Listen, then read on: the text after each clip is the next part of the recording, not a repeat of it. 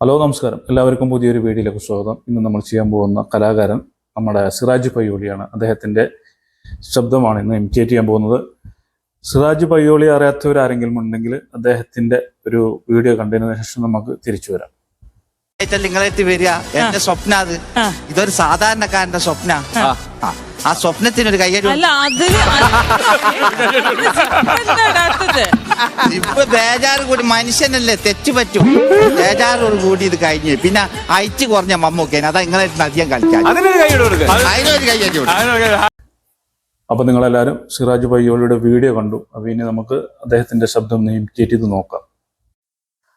ആദ്യം മമ്മൂട്ടിയായിട്ട് പിന്നെ മോഹൻലാലാകുക, മോഹൻലാലായിട്ട് പിന്നെ മമ്മൂട്ടിയാകുക. നമ്മൾ ഈ ഫാൻറ്റിനൊരു കയ്യടി കൊടുക്കും. നമ്മൾ മുടിനെ പോറ്റിയ മുടി നമ്മളെ പോറ്റും. അടുത്തതായി തീക്കുറിച്ചിയാണ്. കിതച്ച് കഴിഞ്ഞാൽ കിതച്ച് തീക്കുറിച്ചി.